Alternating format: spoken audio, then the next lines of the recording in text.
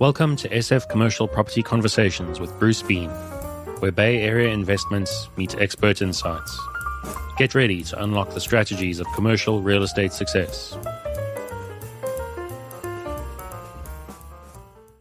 Today we have Don Sutton with us, and Don has taken a very interesting route. He speaks Spanish, and that's his third language. He speaks Mandarin also, and he does speak English, fortunately for me. So, Don, if you wouldn't mind just going through a little history here of how you ended up in commercial real estate or real estate in general, that would be terrific. So 2001, 9/11 happened. 9/13, I was out of a job. What were you doing before? I worked logistics at LAX airport with a major logistics firm. Wow. Okay. Yep. That firm had, $500 million budget and had 55 offices worldwide. It was gone in 6 months Oh, after 9/11. So I had to reinvent myself, and somebody had made a recommendation to get my real estate license so I could maybe sell a house or two until I found a regular job. And I got my real estate license and never went back to getting a regular job. I like it. So, Yeah, it'll be 23 years next year, next February. oh, nice, nice. Yep. So where did you grow up? I'm originally from Kansas City, but I actually moved out here when I was 15. I finished high school early and went to USC at age 17. Oh my gosh. All right. Yeah. And then you came out of USC and you went to Taiwan. I went to Taiwan. I worked for a computer motherboard manufacturing firm. It was an offer I couldn't refuse. I was supposed to be there for a 1-year contract. I ended up staying for 4 years. And really the only reason I left was because by that time the economy had tanked, and the economy was a worldwide recession back in 91, 92. Oh, right. Okay. So I Yeah. came back to LA, went back to working with logistics, because I did do a little bit of logistics in Taiwan since we were shipping all over the world. And then, 9/11 happened. That was it. So the past 23 years, I've had a real estate license. I got my broker license in 2015, sorry. And the only reason I did that is just I decided I was just going to go off on my own. My previous broker in 2010 to 15, I actually designed, ran, taught all 6 offices for the real estate license. Oh, wow. And part of those teaching was actually working with income property. It was recommended to me to go and get my master's degree so I could teach real estate at the community college level or the Cal State level, and that's exactly what I did. So now at Cal State University of Los Angeles, I am teaching real estate finance and investment property, primarily geared towards residential income apartment buildings. And then I also teach real estate practice at Cal State University of Los Angeles, teaching because both classes are part of their real estate minor program at Cal State LA, where you can do a minor in real estate with your business degree or your finance degree. Oh, that's interesting. And then I teach real estate economics and land development at the UCLA Extension. Oh my gosh, that is a lot. You are a busy guy, and then you run a full-time real estate business. Correct. I'm usually doing on my own personally 2 or 3 transactions a month. That's fantastic. It sounds like you've And got, usually one of those is an investment property, like an apartment building. but you do some residential also. Yeah, both sides. So you're really a glutton for punishment as far as I'm concerned. The residential side is just too much for me. All the forms you got to fill out and all the different things that have to happen on that side is just too much for me. Commercial in a lot of ways is so much simpler. Yeah. Yeah. Sometimes, I suppose if you get used to it, it's all the same. Well, I got into residential income for like apartments and stuff because my very first client bought a triplex. And my very first client bought a triplex, and I was kind of fascinated by how the rents impact everything. And so he's bought three, four, five income properties from me. And I have what, maybe 10 primary clients that do nothing but buy two, three, four units. A couple of them have gone into 8 units. I have my own income properties and things like that. So I understand it not only on the ownership level, but also on the teaching level as well. Are you doing property management? Only for my clients. And that's usually only for like if they have someone move out and they want me to screen them for them, I'll screen them for them, but I'm not going to manage the property for them. There's just no way. I don't have the time. Yeah, no, it's too I painful. can't. Yeah. I can't. So you don't have a property management software or any of that stuff going on. Yeah. Mm-mm. Yeah. No. Fun's fun, but you're busy otherwise. Well, and the other thing is too, you have to understand, Bruce, that when you property manage and you have a brokerage, now you have to have trust funds and you're subject to a lot of audits and stuff like that. And I've got to tell you, I just don't want to bother. Yeah, yeah, it's a lot of work. I'm a big advocate of keep it simple, stupid. I really am. Yeah, no, that's a very good program. So are you out there cold calling at all? I will only warm call, and these are either leads through like my mortgage broker runs ads, right? Uh-huh. And so sometimes she'll give me hot leads. Our brokerage is a preferred brokerage with Bank of America.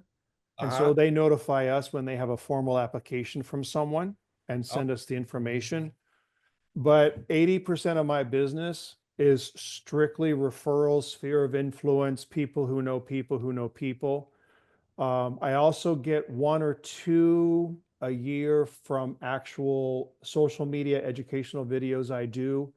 They're usually between 60 to 120 seconds only. But they're all over Instagram and stuff. And I'm getting a lot of positive feedback with those kind of things. I would say, what is it? Maybe like 1 out of 6 of the videos are actually to do with income property, whether it be just buy a simple duplex or, investor mistakes, things to look out for, 1031 exchange, that kind of thing. so one out of One six. out of 6 of the videos that I do is income property related. So the other five are residential related? Residential related or economy. Interest rates have dropped or um, the impact, like recently we had the buyer agreement redone by NAR. Right, That right. was one. Just little topics like that that are real estate related, but not necessarily about buying or selling. It's just like, what's happening in the industry and Well, how it affects the public. actually, that's an interesting question. How is the NAR thing sort of shaking out these days? Sellers are still paying commissions that they know better. Yeah. Yep. So it hasn't really affected anything other than a bunch of big or big residential brokers had to pay a lot of money in Um, settlements. Honestly, we didn't because they went after the big people with the big money. Right, right, right. And I would not be surprised if that settlement gets wheedled down big time Oh, that's when the interesting. new administration comes in. But that's my personal, I think we're still going to have the buyer agreement, Right, but I yeah. would not be surprised if they whittle down the settlement. So Or for those in the audience that don't exactly know what we're talking about, can you just explain it real quick? basically nothing changes except the fact that the buyer has to have a written agreement showing what commission they're willing to pay their buyer agent. And even though sellers have been paying buyer agent commissions for forever and a day, Yeah. now we have to have a written agreement. They have to be committed to work with one agent, which is actually going to shake out a lot of the not so great agents, the fly by night guys, the people like myself or yourself that have a lot of experience and have worked with a lot of buyers. We're gonna do just fine. Yeah, yeah, no real change. So that is fantastic news. How about the crazy insurance world? Has that affected you? Yes, well, we're in California, obviously. Um, I think the biggest thing is a lot of insurance companies are really asking some severe questions with regards to, is the roof new? Does it only have one or two layers? They won't even touch anything with three layers now. They're sending people by houses to see the condition before they do the insurance. Um, they're asking about they want to see the home, they want to see the home inspection, Mm. which they didn't used to do that before, but they're Right. asking for it now. They also want to know, they also are running a 5-year search to see if there's been any claims in the property the last 5 years. And this is during escrow Right, right. there, and it's crazy. Oh, and if it's going to be a rental property, they're putting more and more restrictions about the types of pets you have. What, really? Yes. Wow. No, like I saw one where we were doing an apartment building just 2 months ago, and it was a 6-unit building. They wanted uh, small dogs under 30 pounds, could not be a pit bull, a German Shepherd, Doberman Pinscher, no water-based furniture, no fish with water, um, and no animals outside of normal house pets. So like Oh, no rabbits, no chickens, all that kind of stuff. I mean, why would they bother with some of that little detail? But I don't know. has this insurance debacle actually killed any of your deals? Not yet, no.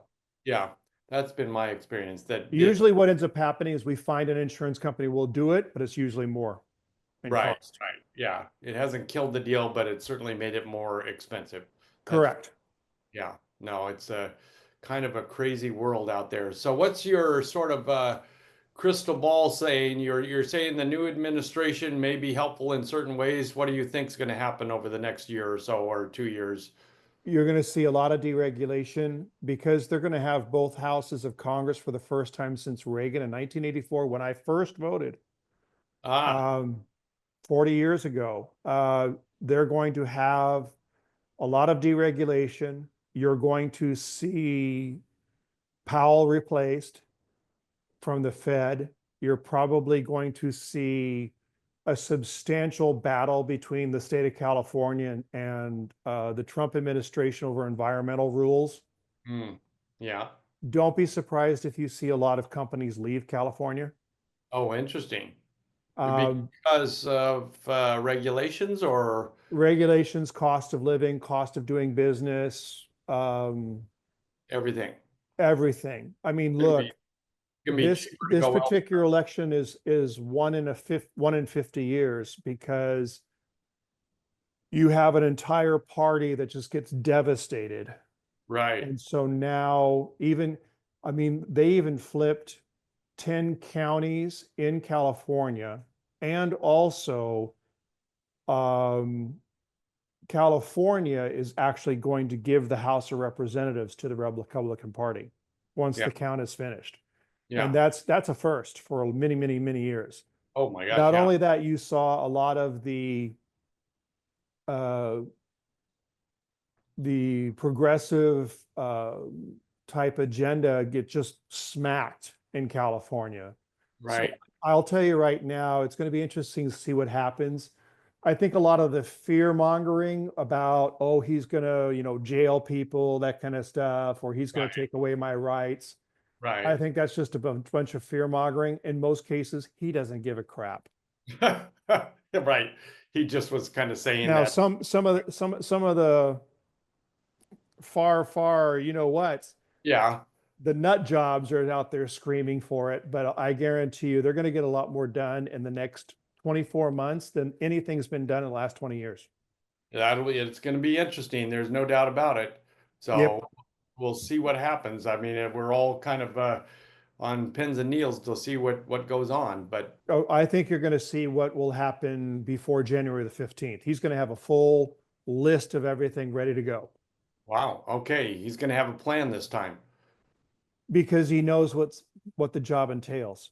Oh, right, that's true. He So now knows who he needs to hire. He yeah, now knows who he wants to put in specific positions. And he also knows, and they also know exactly what issues were top 5 and how to address each and every single one of them.